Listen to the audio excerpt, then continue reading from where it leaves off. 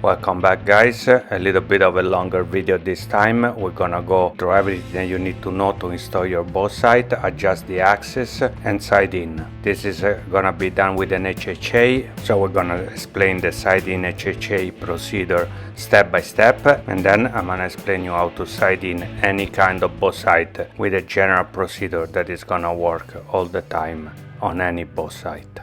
This is the Archery series and this is video number 18. We're gonna install an HHAOPTIMIZER Lite Ultra, amazing professional bow sight for only $300. The link is in the description, but you can choose any sight you like. I'm linking in the description the entire HHA shop. There are sights for every pocket, and there are all the accessories and spare parts that you may possibly need. And the procedure that we're gonna use is gonna work for every sight, with or without third axis adjustment and with or without setup tape. And on this sight we have a second and third axis leveling kit extension bracket, indispensable if you want to adjust the second and third axis. We also have a side light and a 4x magnifying lens, very useful both of them, and both are linked in the description. We start by mounting the side bracket on the bow riser. The bracket has got two sets of holes, two behind and two more advanced. Use the behind ones. That's gonna make the sight stick a little bit more out from the riser, and that's better for accuracy. Nock an arrow and make sure that the arrow rest is in the upright position. Using the adjusting wheel, lower all the way down the side bracket. That's the longest range that the sight will reach. And mount the scope as low as you can on the multiple holes that you have on the bracket. Just leave about 1.5 inches from the arrow shaft. This way you're making sure that you can use the maximum distance that the scope can allow on your bow. Place the tail of an arrow just right underneath the scope, parallel to the arrow that you knocked, and make sure that the fletching has got at least 1/2 inch clearance from the scope. And finish, tie up the bolts of the scope on the bracket. Now, before we start adjusting the second and third axis, let's make sure that the scope level is not damaged and it's accurate. Move the scope all the way to the left, place a level on the scope horizontal arm, and make sure that it perfectly matches the level on the scope. We're ready to start adjusting the second axis. Clamp a level on the bow riser just above the arrow rest. Move the scope back to the middle and lock it. It's very important that you lock it so the scope arm sits in the right position. Release top and bottom screws on the scope second axis adjusting bracket, and very carefully level up the scope, matching its level with the level on the bow riser. Tie up the screws on the bracket and double check that both levels are perfectly matching on the riser and on the scope. Tilt the bow down about 45 degrees and let's go adjust the third axis. Release the third axis lock on the bracket. Release the side adjustment lock and move the scope all the way to the right this time, all the way outward, so that the third axis offset is enhanced. Lock it so the scope arm sets in place, and with the side screw on the adjusting bracket, carefully level the scope with the level on the riser. Then move the scope back to the middle, lock it again as usual, and make sure that the levels are still matching. If they're not, fine tune the third axis a little bit more up until the two levels are a perfect match. Put the bow straight upright, move the sight left or right to fairly align it with the string. In our video number 13, we have already installed our Total Peep Pro 3/16 specific for bow hunting. We adjusted it to stay perfectly aligned with the scope at half windage, so more or less 40 yards, and with the shooter drawing and assuming his best, more solid and comfortable anchor point, so then when we have to change it a little bit up and down to adjust shorter or longer distances, we're still moving around our most comfortable and solid anchor point. And then we said let's make a temporary ligature just to keep it in place while we're shooting, because because we're gonna fine tune the height of the Peep sight while group tuning, super tuning and sighting in the bow sight. Now let's turn the dial all the way backwards so that the scope goes all the way up, minimum distance, and we install the setup tape with the 10 mark at the minimum distance. I can't show you that because my setup tape is already installed, but you see that the minimum distance, the setup tape says 10. Then we move it back to 15, we lock it there, and we use it to shoot at 20 yard and sight in at that distance. 20 yard on the 15 mark, so that we know that we have at least 5 notches. Those are not yards yet, but we have 5 notches to go down from 20 yards to just above 15. You don't need any closer than 15. You're never gonna shoot anything at 10 yards with your bow. If you don't have a setup tape or you don't have an HHA bow sight, just put an adhesive white stripe of tape around your dial, then move the dial once again all the way back, all the way up, minimum distance, and mark it. Then move it down, increase the distance about an eighth of a turn of the dial and mark it as well. That's the mark at which we're gonna sight in at 20 yards. We can start the first phase of sighting in the bow sight, and we'll do it with the setup tape locked at 15 yards for those who has an HHA and a setup tape, and with the white tape locked at an eighth of a turn for those who have any other bow sight. Just remember, we're not gonna move the scope up and down, we're not gonna move the dial, we're gonna sight in at 20 yards moving the Peep sight. Now at the shooting range, place a 2x2 red piece of duct tape on the target, and let's shoot at it at 20 yards with our sight locked on the 15 mark of the setup tape. We shoot low and right, very easy to make adjustment. We're gonna do the horizontal adjustment, turning the bow around, and looking at the scope, we're gonna move the scope towards the direction we want our arrow to go. So in our case, left, couple of notches. As for the vertical adjustment, we're not gonna move the scope dial, we're gonna move the Peep sight, and we're gonna move it in the direction we want our arrow to go. So in our case, up.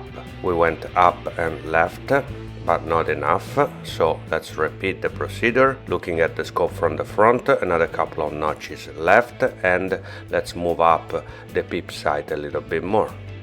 Back to the 20 yard mark, without moving the scope dial at all, another arrow. We went up quite a bit, but not enough left, so back to the scope, let's move it a little bit more left, and the Peep sight, this time let's move it slightly down, back to the 20 yard mark, another arrow, and we're perfectly in the middle. Once again, we did all this without moving the scope up and down at all, just by moving up and down the Peep sight. If you're using a white tape on your dial, do the exact same procedure with the dial locked at the second mark we did. Now we are sight in at 20 yards. Let's shoot without moving anything 3 arrows to make sure that we are consistent in the mark at 20 yards. When you're perfectly sight in consistently at 20 yards, just do the final ligature of your Peep sight. If you want to tie up your Peep sight in a super tough way that will never move, check out our video number 16. And we can start step 2 of the sighting of the HHA sight with the setup tape. We said that at 20 yards we are shooting at the 15 mark of the setup tape. Now we need to move to 60 yards and see what the setup tape says. At the 60 yard target, walk back from 20 to 30.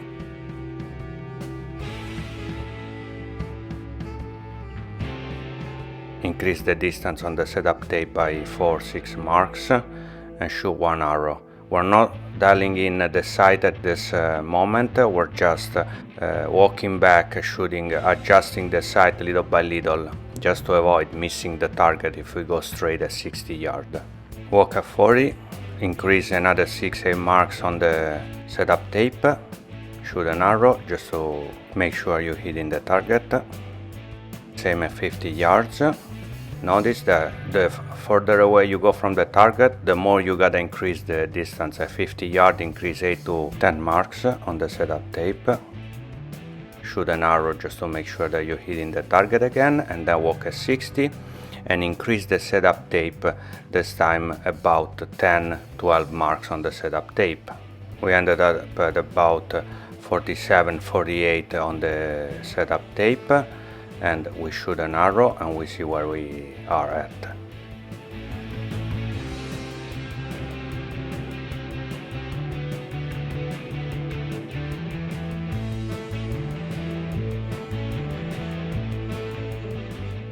We're a little bit high. Let's decrease to 45 on the setup tape.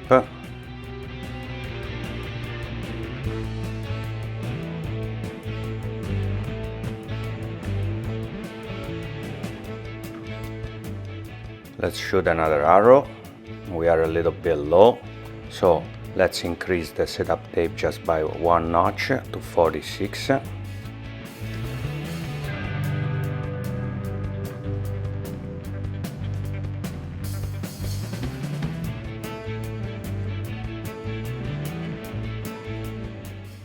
Another arrow, and we are pretty much in the middle, still just a little tiny bit low.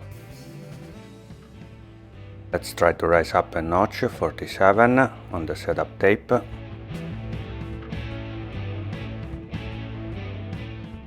We ended up a little bit high, so let's go back to 46 on the setup tape, and let's shoot a few more arrows to see which kind of consistency the 46 mark gives us at 60 yards.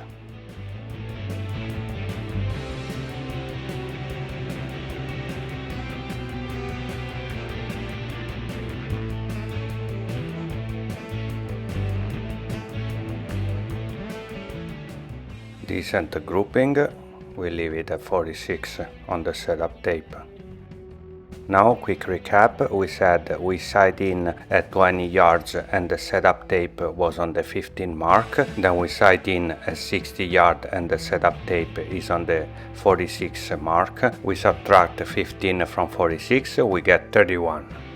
Among the many yardage tape the HHA gave us with the sight, we're gonna choose the number 31 and install it on our sight.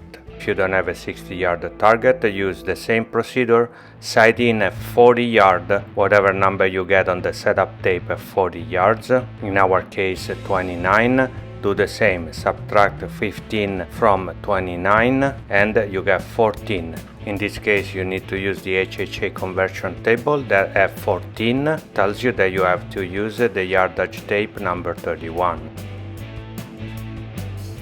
So let's go do it. Let's remove the yardage tape number 31 from the booklet, and let's move our sight all the way back to the 15 mark on the setup tape, which is where we sight in at 20 yards. And then let's put right underneath the needle at the 15 mark of the setup tape the 20 yards mark of the final tape, the yardage tape number 31. And then stick it all around, turning the dial of the scope. And a little piece of advice, once you're done, cover it all around with a stripe of transparent scotch tape so that it's more resistant to water and it doesn't come out. Then go shoot at different distances and test the yardage tape that you choose, and you'll see that it's perfectly accurate through all the distances. If you don't have an HHA or you don't have a setup tape, with the white tape we have already sight in at 20 yards, 1/8 of a turn from the minimum distance. And now we're gonna go through this very quickly because otherwise the video is gonna become too long. You walk back at 30 yards, accurately measure 30 yards, and then accurately sight in at 30 yards, not like before just to see that you are hitting the target. You actually need to sight in at 30 yards. Move the scope up and down up until you get 3-4 arrows perfectly grouping at 30 yards, and then on the scope dial mark the position you're sighted in at 30 yards. Walk back to 40, actually measure 40 yards and repeat the procedure. Start shooting, move the scope up and down up until you are perfectly side in at 40 yards.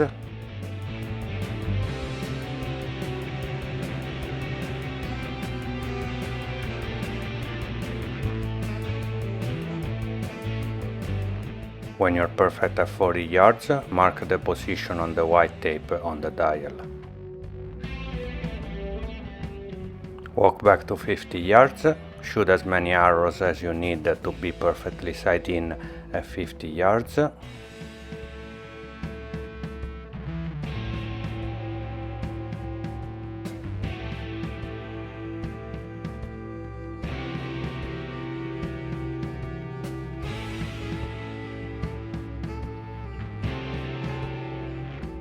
When you are on the mark at 50, sign it on the white tape of the dial.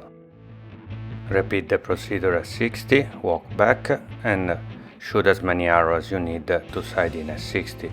You'll see that the more you go away from the target, the greater the distance between the previous mark and the next is gonna become, of course, because the arrow is flying longer distances and is losing way more kinetic energy on the flight. When you're perfectly in at 60, mark it as well, and you'll see that we're gonna end up with the mark at 60 and then the mark at 50, 40, 30 and 20. And the last mark, don't forget, it's the 0 of the dial, the minimum distance, which we didn't use. Then mark on the metal part on the body of the dial the position of the second mark, the 20-yard mark, and then remove the white tape from the dial. And if you have an HHA and you're only missing the setup tape, just place the white tape next to your HHA tapes and find the one that matches the 30, 40, 50 and 60 yard. In our case, of course, the marks on the white tape are gonna match the 30, 40, 50 and 60 yard on the yardage tape number 31, which we had already found out following the HHA procedure with the setup tape, because the bow hasn't changed, of course. If you don't have an HHA or you don't have the yardage tapes of the HHA, or for any other bow that you don't have the yardage tape for, you just need to accurately report the 20, 30, 40, 50 and 60 yard marks on a white tape, and then divide in half every 10 yard distance, so half between 20 and 30, the 25 yard mark, half between 30 and 40, the 35 yard mark, and so on. Then if you want, you can also divide by 5 and mark each distance between 20 and 25, 25 and 30, 30 and 35 and so on. Just remember that each distance, each 10 yard distance, it's different, because between 20 and 30, 30 and 40, 40 and 50, 50 and 60, you have a different distance on the yardage tape, because the further you go, the more you need to rise up your sight to match the loss of kinetic energy of the arrow. Once you're done drawing your yardage tape, just apply it around the dial, starting with the 20 yard mark at the mark that we did on the body, on the metal part of the dial. As usual guys, thanks for watching, and once again please subscribe to help the channel grow.